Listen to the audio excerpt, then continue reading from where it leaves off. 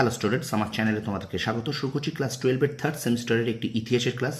কয়েকদিন একটু বন্ধ রেখেছিলাম আমি একটু ব্যস্ততার জন্য, যেহেতু অন্যান্য ভিডিও দিচ্ছিলাম। তো ক্লাস 12-এর থার্ড সেমিস্টারের ইতিহাস ভিডিওটা তোমরা অনেকেই বলছিলে স্যার দুটো পর্ব দিয়ে কেন আর আসছে না। তো এবার থেকে কিন্তু কন্টিনিউ আসবে ইতিহাসের ভিডিও, ঠিক আছে? তো অবশ্যই তোমরা যারা দেখছো মন দিয়ে দেখো, প্রত্যেকটা প্রশ্ন ভীষণ গুরুত্বপূর্ণ।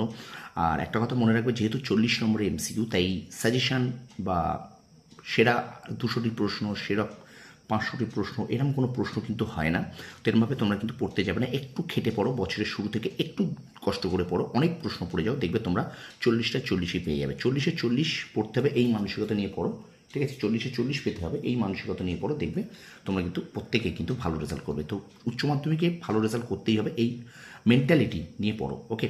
তো দেখো, প্রথম অধ্যায় আমাদের ইতিহাসে আছে পর্যটকদের দৃষ্টিতে ভারত। এখান থেকে আজকে এমসিকিউ করবো। আমি কিন্তু দুটো পার্ট দিয়েছিলাম, সেখানে জাস্ট এসএকিউ আকারে ছিল, তো জাস্ট এমনি প্রশ্ন উত্তর ছিল। আজকে কিন্তু এমসিকিউ আকারে দেবো, এটা এমসিকিউ যেহেতু, সুতরাং প্রথম পর্ব ধরে নাও, ঠিক আছে?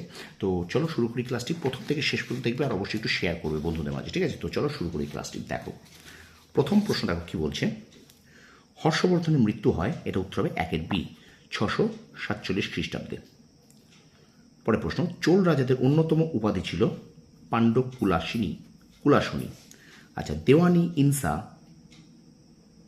হলো দলিল সংরক্ষণ বিভাগ। মুঘল প্রশাসনের বাদশাহের পরেই ছিলেন 4-এর এ, ভকিল বা প্রধানমন্ত্রী।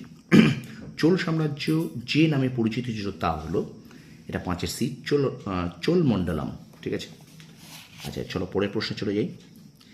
ইকতার শাসনকর্তাকে বলা হতো, এটা নিতে হবে 6-এর বি, মুক্তি বা ইকতাদার। পাল আমলে পদাতিক বাহিনীর প্রধানকে বলা হতো, এটা হবে 7-এর এ, বলাধ্যক্ষ। আচ্ছা, মনসুবদারি ব্যবস্থা প্রবর্তন করেন 8-এর এ, এটা কিন্তু আকবর। মুঘল রাজস্ব ব্যবস্থার প্রবর্তক ছিলেন আকবর। আচ্ছা, কৃষি পরাশর গ্রন্থের রচয়িতা হলেন ঋষি পরাশর। আচ্ছা, কলহন রচিত বিখ্যাত গ্রন্থটি হল রাজতরঙ্গিনী। আচ্ছা, অভিধান চিন্তামণি গ্রন্থের লেখক হলেন 12-এর এ, হেমচন্দ্র। স্টুডেন্টস, ভিডিওটা একটুখানি শেয়ার করে দেবে তোমার বন্ধুদের মাঝে, ঠিক আছে? কারণ আমি কিন্তু এবার থেকে কন্টিনিউ তোমাদের অবশ্যই কিন্তু ক্লাস করাবো ইতিহাসে। আর আরেকটা কথা যেটা তোমাদের বলার, আমি কিন্তু রাষ্ট্রবিজ্ঞানের ক্লাস কিন্তু তোমাদের করাচ্ছি থার্ড সেমিস্টারে। সুতরাং যারা নতুন দেখছো আমার এই ক্লাসটা ইতিহাসের, যাদের রাষ্ট্রবিজ্ঞান আছে তারা অবশ্যই কিন্তু সাবস্ক্রাইব করে নিও, ঠিক আছে? আর পাশে থাকা বেল আইকন প্রেস করেও। এছাড়াও কিন্তু আমি বাংলা এবং ইংরেজি ক্লাসও কিন্তু তোমাদের দিচ্ছি, ঠিক আছে? তো অবশ্যই সাপোর্ট করো, আর অবশ্যই কিন্তু একটু লাইক, সাবস্ক্রাইব করো আর শেয়ার করো বন্ধুদের মাঝে। চলো আমরা ভিডিওটা কন্টিনিউ করি। আচ্ছা, এবার চলে যাই আমরা 13 দাগে। দেখো 13 দাগ বলছে, ভবদেব ভট্ট রচিত গ্রন্থ হল প্রায়শ্চিত্ত প্রকরণ। আচ্ছা, বিটপাল হলেন 14-র সি, ভাস্কর, বিখ্যাত ভাস্কর একজন। পার্সিয়ান হুইল বা পার্শ্বিক চক্র যুক্ত ছিল, এটা উত্তর হবে কিন্তু 15-র সি, ঠিক আছে, সেচ ব্যবস্থার সঙ্গে। আল মাসুদি ভারতে আসেন 16-র বি, এটা হবে বাগদাদ থেকে, ঠিক আছে? আচ্ছা, সুলতানি আমলে মিহি সুতো বস্ত্রকে বলা হতো, 17-র সি, মসলিন।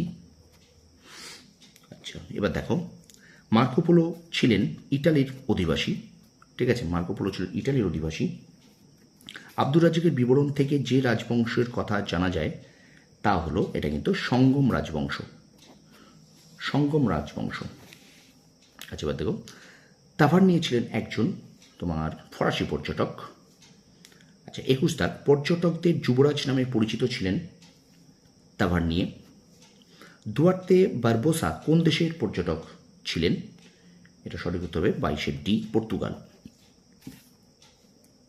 যে লেখতে যুদ্ধোপজীবিনী নারীদের উল্লেখ আছে তা হলো, 23-এর দাগের উত্তর কিন্তু সি, সাগর পাল লেখ। কাল বিবেক গ্রন্থটি রচনা করেছিলেন জিমুত মাহন। দানসাগর গ্রন্থটি রচনা করেন বল্লাল সেন, এটা হবে সঠিক উত্তর।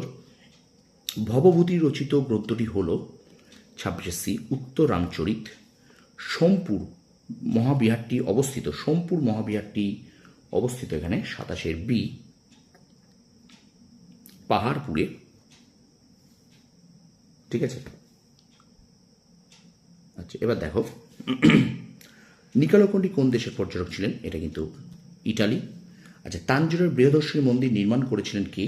না, তাঞ্জোর বৃহদর্শনী মন্দির নির্মাণ করেছে রাজরাজ চোল। একটু শেয়ার করো, এটা কিন্তু সি উত্তর।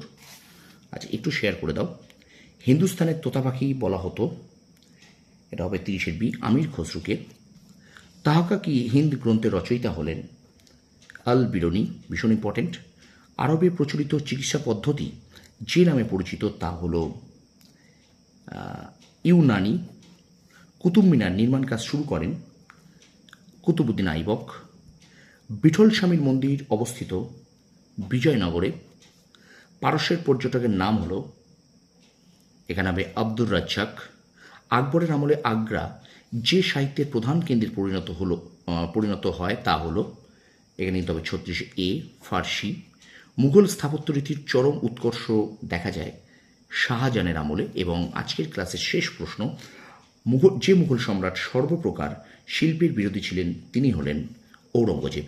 তো এই ছিল তোমাদের প্রথম অধ্যায়, যেটা পর্যটকদের দৃষ্টিতে ভারত। এখান থেকে কিছু এমসিকিউ আমি তোমাদেরকে করালাম। তো এখানেই কিন্তু এই ক্লাসটা শেষ নয় বা এই চ্যাপ্টারটা শেষ নয়, আরও আমি কিছু এমসিকিউ তোমাদের সামনে করাবো বা আরও কিছু ডিটেলস তোমাদের এসিকিউ করিয়ে দেবো। তো সুতরাং প্রচুর প্রশ্ন তোমাদের জন্য অপেক্ষা করে আছে, সেগুলো তোমরা অবশ্যই কিন্তু মন দিয়ে একটু পড়ে যেও, ঠিক আছে? তো ভিডিওটা ভালো লাগলে অবশ্যই লাইক করবে, কমেন্ট করবে, বন্ধুদের মাঝে বেশি করে শেয়ার করবে। আর আমার চ্যানেল যারা নতুন আছে অবশ্যই চ্যানেলটা সাবস্ক্রাইব করো, পাশে থাকা বেল আইকনটি প্রেস করে রাখো। তোমরা সফল হও, তোমাদের সাফল্য কামনা করি। ধন্যবাদ।